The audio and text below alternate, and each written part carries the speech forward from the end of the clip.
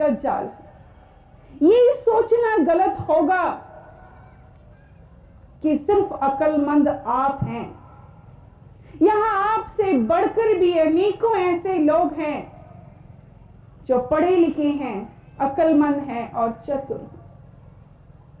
यहां किसे मात देंगे आप? हर व्यक्ति कहीं ये गलत सोचे बैठा है कि हमसे है ये जहां। तुझसे पहले भी कई और थे, तेरे बाद भी कई और होंगे। ये तेरा गुमान गलत है कि तू हुआ तो ये जहां हुआ।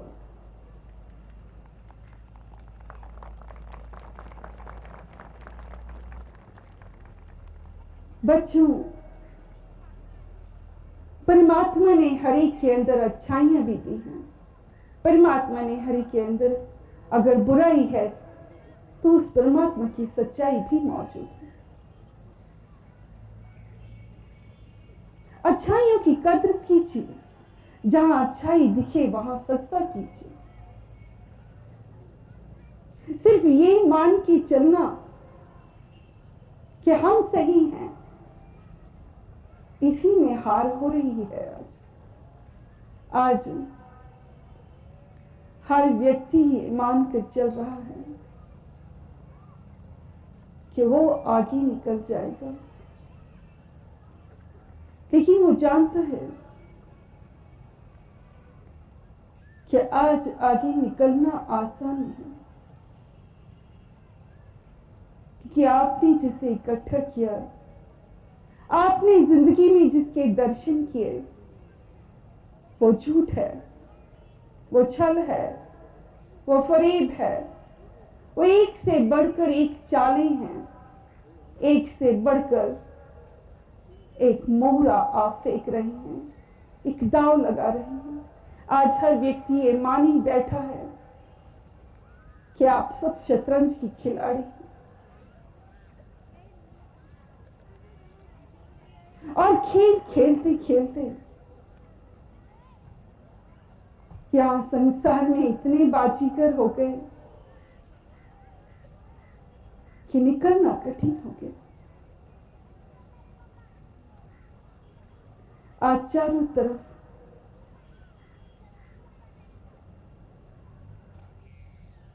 झूठ देखकर लोगों का नजरिया, दृष्टिकोण सिर्फ वही देख रहा है, वही बन गया है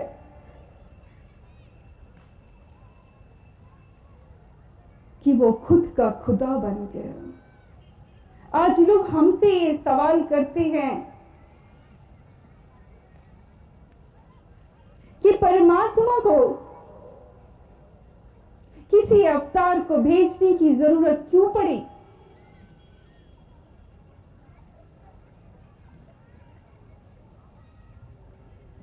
बच्चों, आज आप इतने बड़े हो गए कि रब के लिए भी ऐसे सवाल करते। शायद इसीलिए रब को जरूरत पड़ी किसी को भेजने के लिए जो आपको समझा सके, उसका जलवा दिखा सके, उसकी ताकत दिखा सके, उसकी शक्ति का गुमा करा सके और न्याय कर सके। मगर यहां भी कहना चाहेंगे कि करण करावण आपे हार, मानस के कुछ नहीं हार। ये सब कुछ कराने वाला, करने वाला विधाता आप ही है। उसकी मुट्ठी में है ये जहां, जो हमें अपना सा लगे, जो अपना बन के हमारा दर्द बांटे। और रब ने तब से ऐसा किया कि वो इंसानी चोले में प्रकट होने लगा। परमात्मा का रूप तो आप हर पल देखते हैं। बिजली की गरज में भी वो है, सूरज के प्रकाश में भी वो है, हवाओं की ठंडक में भी वो है, तूफान और आंधियों में भी वो है। वही न्याय करता है अच्छाई के साथ अच्छाई का और बुराई के साथ बुराई का। आज लोग घुटन महसूस कर रहे हैं, क्यों?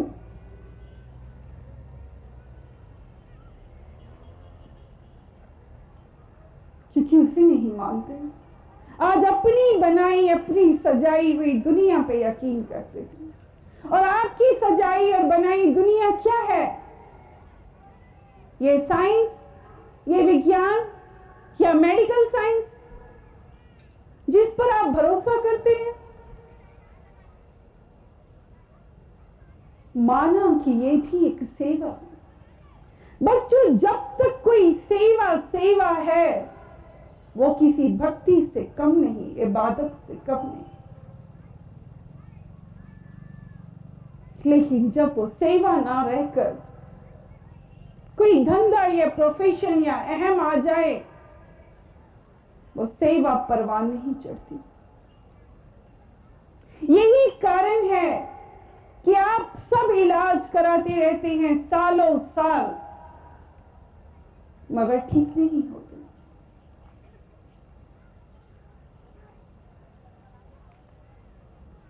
मेडिकल साइंस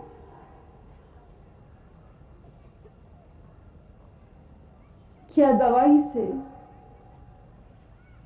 आपका कर्म मिट जाता?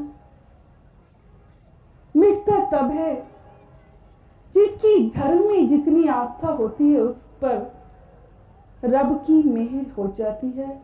कोई विरला ठीक हो जाता है, ये मानना पड़ेगा। और जिसकी रब में आस्था नहीं होती, वो खाते रहते हैं दवाइयां सालों साल। आप फिर भी ये यकीन माने बैठे हैं साइंस पर कि आप ठीक हो रहे हैं, लेकिन कहां ये नहीं जान सके इतनी पट्टी बंधी है आपकी आंखों पर। जब तक दवाई का असर होता है, आपको सिर्फ गुमा होता है कि आप ठीक हो गए। दवाई का असर खत्म होते ही आपको दोबारा मेडिसिन की जरूरत पड़ती है। आप फिर खाते हैं, जब तक असर रहता है आपको लगता है कि आप ठीक हो गए। दवा सिर्फ आपकी दर्द को रोक देती है। बीमारी ज्यों की त्यों बनी रहती है, बरकरार रहती है, बल्कि बढ़ती चली जाती है।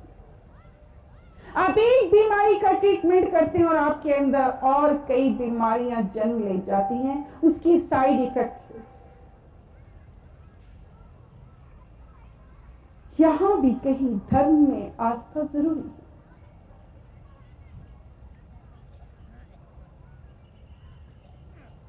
कर्म नहीं करता, इलाज चलता रहता है, और कभी कभी वो दवाइयों का असर भी नहीं होता जिसे आप खाते रहते हैं।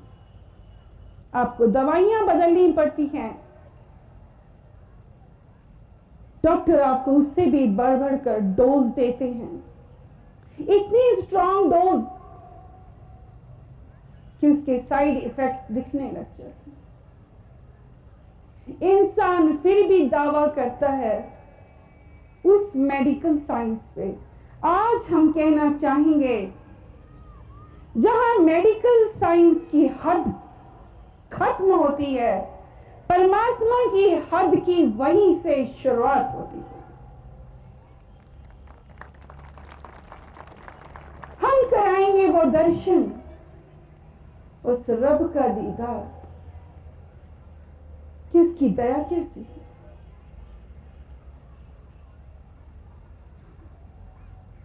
जब तक उसकी दया मिलेगी नहीं, आप कैसे जानेंगे रब कैसा है? बच्चों, रब का दीदार करना है तो बुराइयों से दामन छुड़ाना होगा। बुराई आपको पतन की ओर ले जाएगी और ले गई है। आज हर तरह के लोग आ रहे हैं जीना मुश्किल हो गया है। कल तक इंसान ये समझता था कि वो हर तरह के कारनामे करके भी वो जीत सकता है, उसकी मुट्ठी में है हर जीत। शुभ अशुभ के निर्णय वो खुद लेने लगा।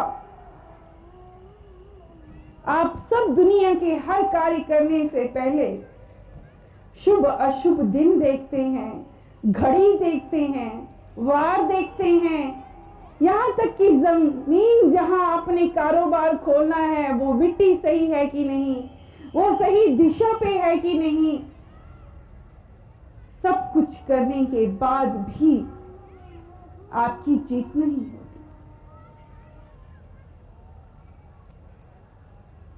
इसलिए क्योंकि खुदा को भूल गए, उस परमात्मा को भूल गए, आप सब उसकी मुट्ठी में हैं।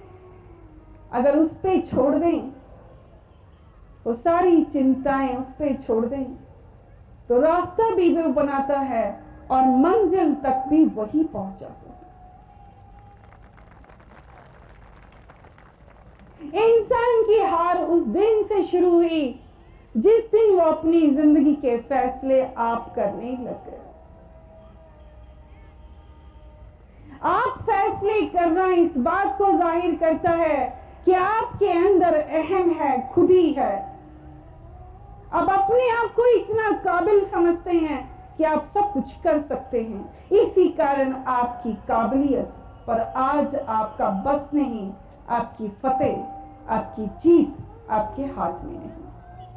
ये सब कुछ उस परमात्मा के हाथ में है। जिसने उस पे छोड़ दिया उसने उसे पा लिया। बच्चों, धर्म वैसे भी मान लेने का विषय। यहां संसार परमात्मा के दर्शन किताबें पढ़ के करने लग गए।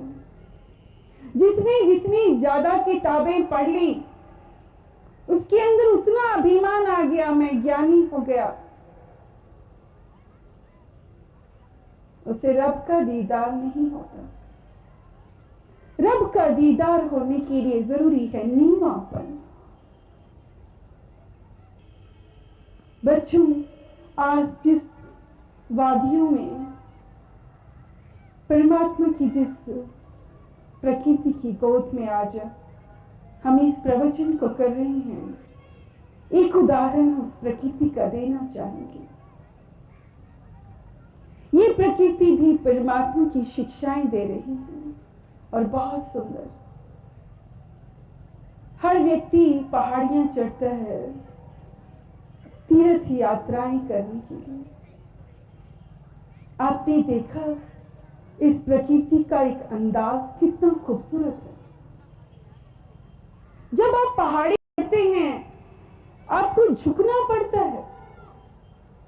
अगर आप झुकेंगे नहीं तो पहाड़ी चढ़ नहीं सकते। जहां कुदरत ये संदेश दे रही है कि आप झुकेंगे तो उसकी निगाह में आप कहां जा रहे हैं?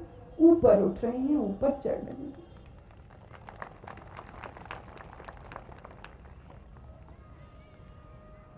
बच्चों, नम्रता ही सफलता की सबसे बड़ी कुंजी है।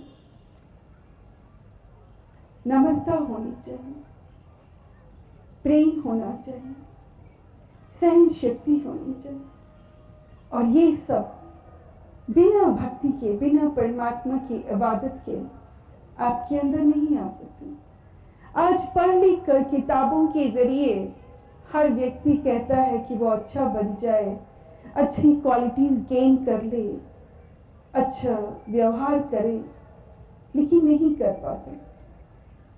कारण उसके अंदर मैं है कि मैं ऐसा बन जाऊं। जिस दिन आप ये कहेंगे कि मैं ऐसा बन जाऊं, आप नहीं बन पाएंगे। लाख कोशिश करें, आप नहीं बन सकते। इसी धरती पर सदियों से महापुरुष हुए, ऐसे ऐसे महापुरुष जिन्होंने अपनी इंद्रियों पर विजय पाने के लिए कई तप और तपस्याएं की। वो नहीं जीत पाए। ना मन मरे, ना माया का ये जंजाल से वो छूट सके। इसे छुटकारा पाने का सबसे आसान तरीका है कि हम सब कुछ उस परमात्मा पे, उस सतगुरु पे छोड़ दे जहां स्वयं सत्य प्रकट हुआ है, जहां परमात्मा स्वयं विराजमान है। हम उस पे छोड़ दे अपनी बागडोर। वो स्वयं उंगली थाम कर हमें वहां पहुंचा देता है जिसकी कभी हम सोच या कामना भी नहीं करते। जीवन देने का नाम है। प्रकृति सिखा रही है ताजगी, फ्रेशनेस, हरा भरा होना। मानव जीवन सुखी तब है जब आपके अंदर भी ताजगी हो,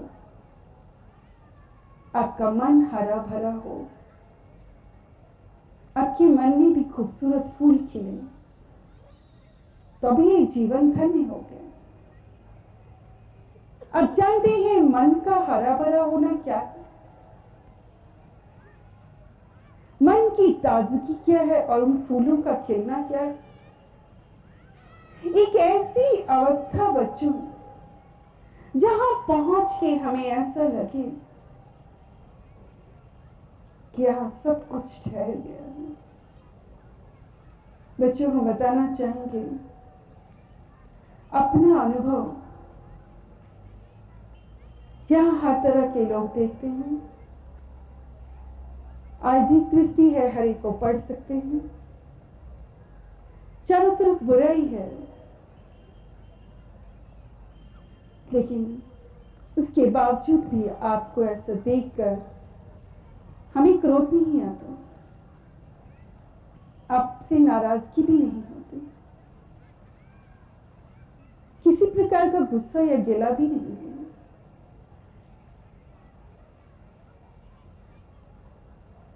किसी बात की चिंता भी नहीं होती, सब कुछ उस पर छोड़ दिया है।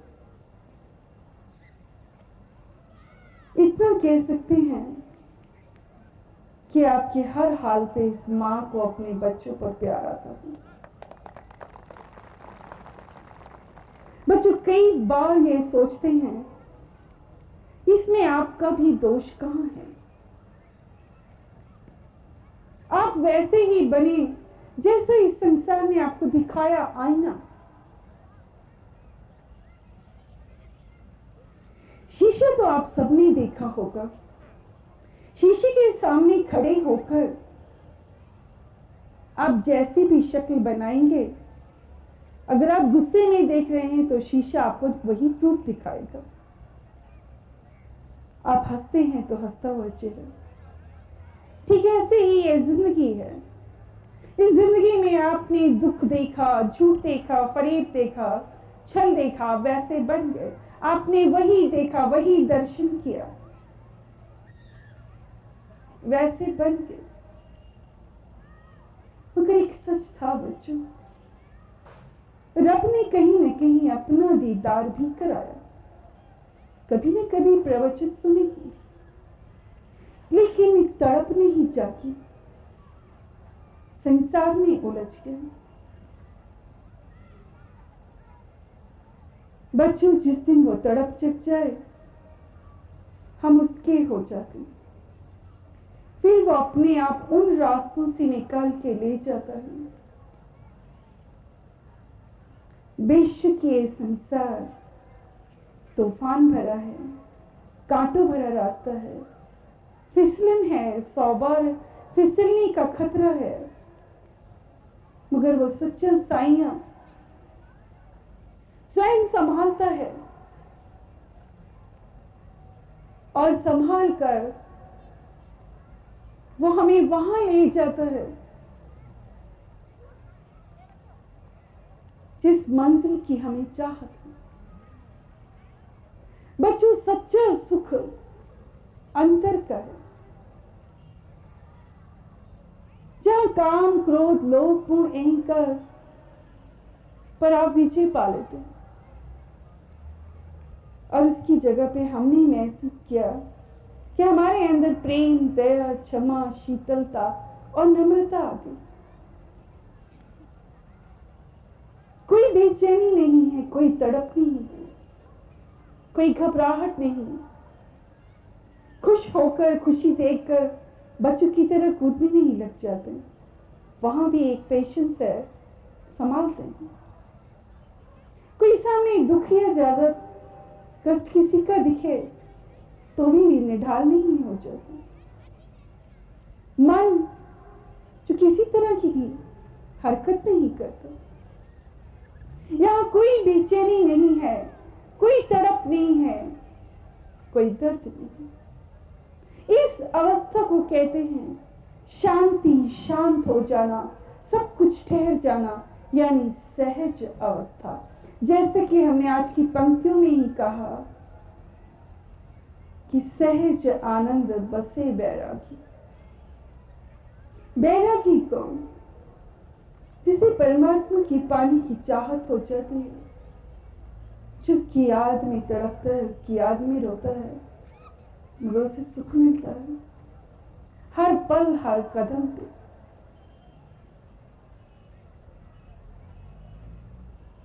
बच्चों,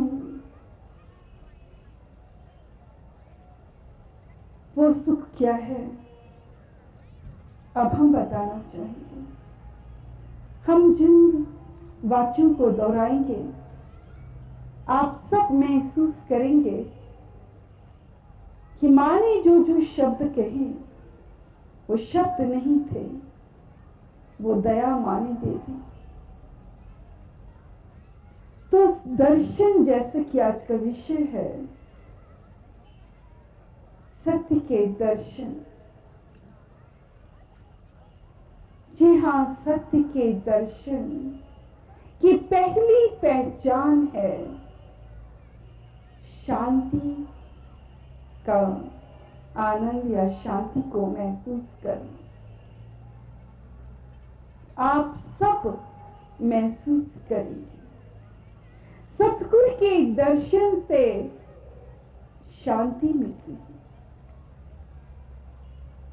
सतगुरु के दर्शन से प्रेम का जन्म होता है। सतगुरु के दर्शन को हम भुला नहीं पाते। सच्चा सतगुरु वो कि ना चाहते हुए भी वो चेहरा आपके सामने बार बार आता है, बार बार याद आएगा।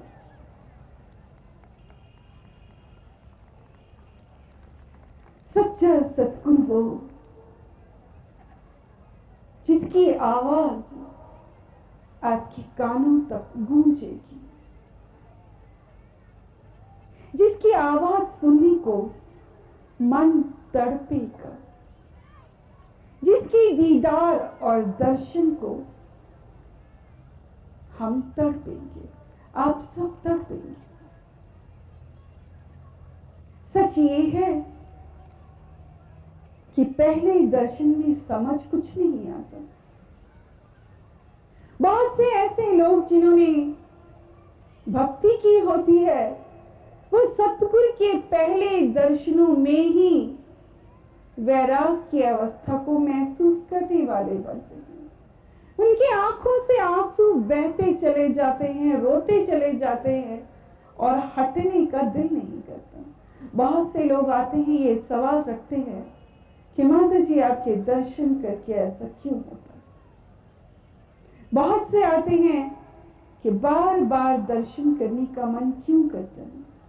बहुत से आके कहते हैं माता जी इस भूल के लिए माफ कीजिएगा, हमारा दिल किया इसलिए हम आपके पास बार बार आ रहे हैं।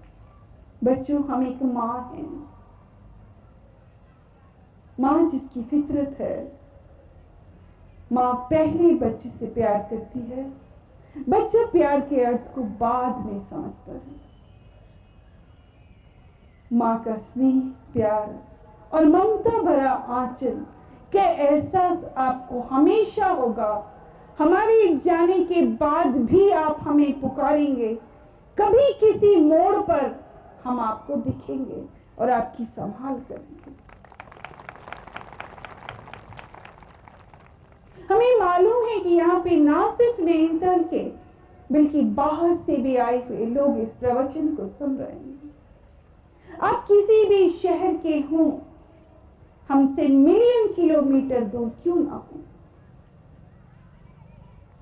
किसी भी विपदा की घड़ी में, किसी भी परेशानी के आलम में एक बार पुकार के तो देखिए, दर्शन होंगे।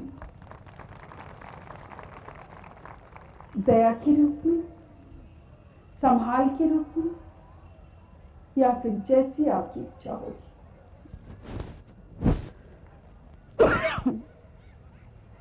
सतगुरु के दर्शन से कई कर्म कट जाते। सतगुरु के दर्शन से अगर होनी भी लिखी हो, कहते हैं होनी अटल, वो होती तो जरूर है क्योंकि वो अटल है, मगर वो अनहोनी नहीं होती।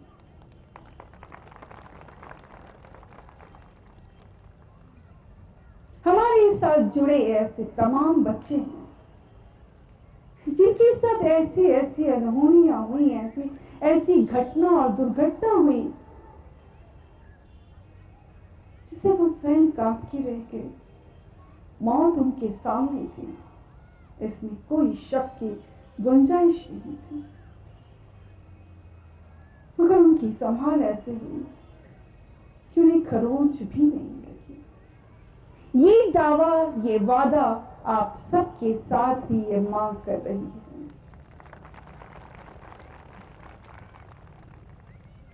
कि आपकी संभाल होगी। सतगुरु के दर्शन से हमारे मन के कई पाप और मैल धुल जाती हैं। सतगुरु के दर्शन से एक ठंडी राहत और चैन का एहसास होता है। जी हाँ, सतगुरु के दर्शन से ही एक ठंडी राहत और चैन का एहसास होता है। हम वो माँ हैं, कहते हैं माँ बच्चे को लोरी सुनाकर और कई बार अपने हाथ का स्पर्श देकर मीठी नींद सुलाती। आज इस दुनिया की नींद हराम हो चुकी है। लोग आके कहते हैं माता जी नींद नहीं आती। हमारे शरीर में इतनी दर्द है कि रात करवट लेती, सांसें फूलती हैं, किसी को अस्थमा है, किसी को कमजोरी है, किसी के अंदर ब्लड नहीं बनता, 100 चिंताएं हैं। माँ आज एहसास दिलाएगी सच्ची सतगुरु की पहचान कि आपको खूबसूरत, अच्छी और मीठी नींद आएगी। खूबसूरत नींद इसलिए कहा जहां डरावने सपने नहीं होंगे। संसार को भयभीत करने वाले स्वप्न भी आते हैं। अगर ऐसा किसी को होता है तो हम अरदास करते हैं, आशीर्वाद देते हैं, आपको वो सपने नहीं आएंगे।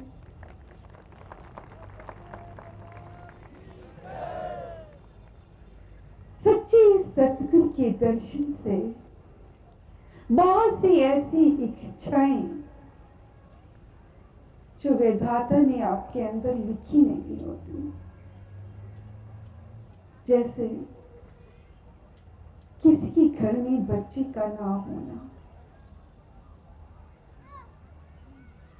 आते हैं लोग 10 साल, 15 साल, 20 साल, कुछ ऐसे भी आए जिन्होंने कहा हमारे 30 साल हो गए हैं, क्या इस उम्र में हमारे यहाँ बच्चा हो सकता है? बच्चों, सतगुरु, सच्चा सतगुरु तो वो परमात्मा है। हम सच कहना चाहेंगे, सच्चा सतगुरु वो परमात्मा है और विधाता के हाथों में ही आप सबकी डोर है। वो आपके जीवन में वो लिख देता है जो कभी लिखा नहीं होता। क्योंकि आपकी रचना उसने की। आपको बख्श भी वही देता है, आपको माफ भी वही कर देता है। तो ऐसी इच्छाएं जिसके लिए आप नाउम्मीद हो गए, सतगुरु के दर्शनों से ही आपको उन इच्छाओं की पूर्ति होती है।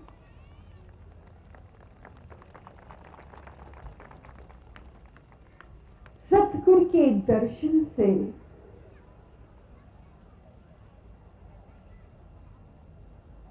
मन टिकने लग जाता है, मन बसने आ जाता है। कहते हैं मन बेलगाम घोड़ा है। संसार दुखी है अपने मन से।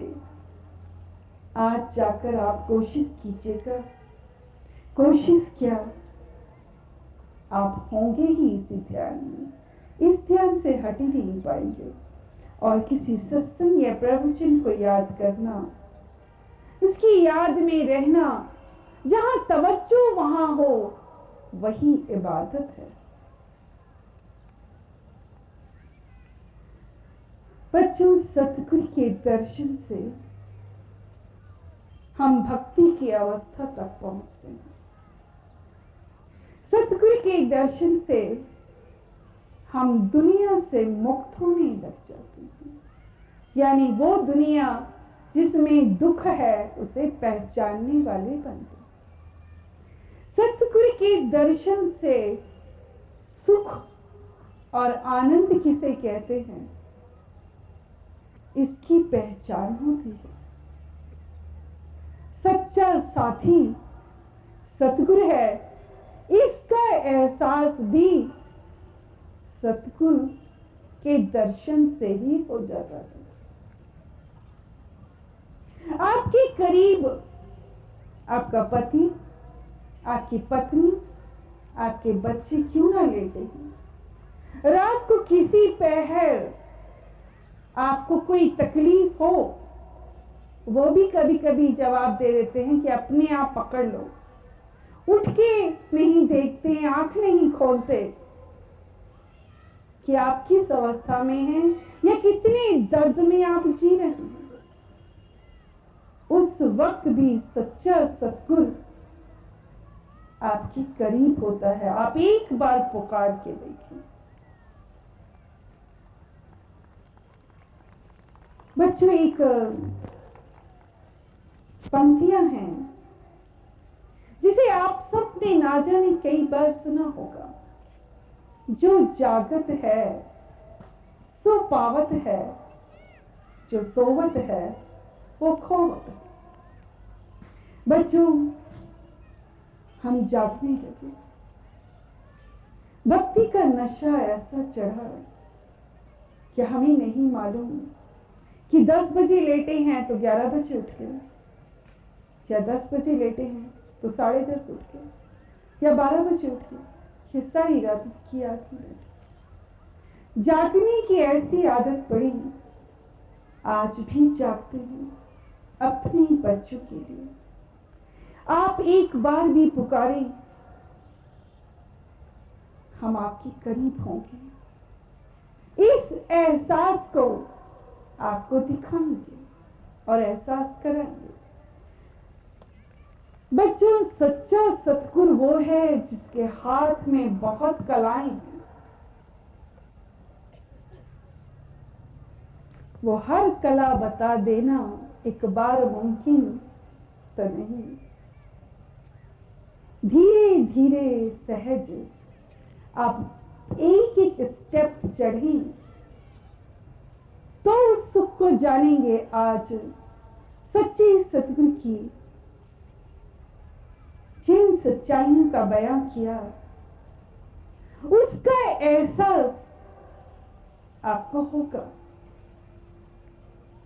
हम अभी कल का दिन यहां और हैं और कल एक ऐसे विषय पर प्रकाश डालेंगे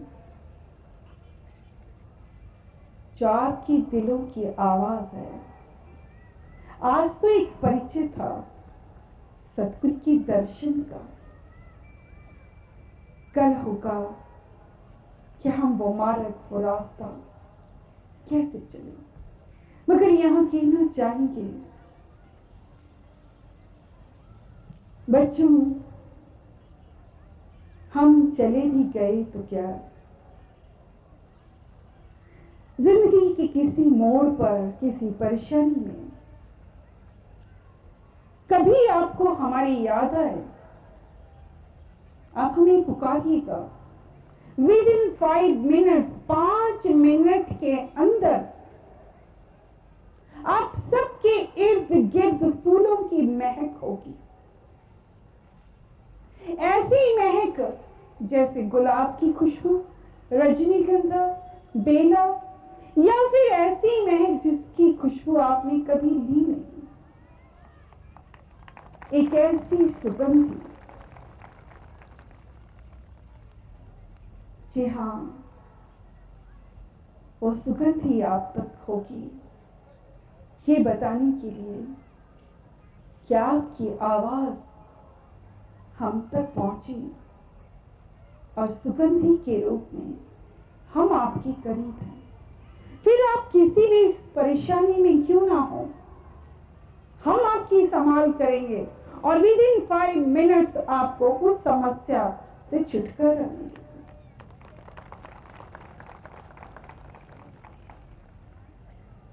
बच्चों, जहां आज वादियों ने जिक्र किया, मन हरा रहे, यानी कि एक ऐसी अवस्था जिसे सहज अवस्था कहा गया। संसार का हर प्राणी के अंदर पॉल्यूशन है, बुराइयां हैं, वो उसकी गिरफ्त में है। कड़वाहट इतनी है कि वो बेचैन रहता है, परेशान रहता है और बुराई में जी रहा है। हम ईश्वर से आज ये भी प्रार्थना करेंगे कि परमात्मा आप सबको उस अवस्था तक ले जाने का मार्गदर्शन और वो आकर्षण दिखाएं कि आप आकर्षित हो जाएं परमात्मा को पाने के लिए। उस सच्चाई से प्यार करें जिसे विधाता कहा गया, जिसे परमात्मा कहा गया। धन्यवाद। तो बच्चों, अभी हम आप सबको आशीर्वाद देंगे और ये कहना चाहेंगे, खाली कोई नहीं जाएगा। आज जो जो बातें हमें सतगुरु की कही, उस हर एहसास को आप महसूस करेंगे। कल फिर मिलेंगे, एक बार ये वादा करके चलते हैं। धन्यवाद।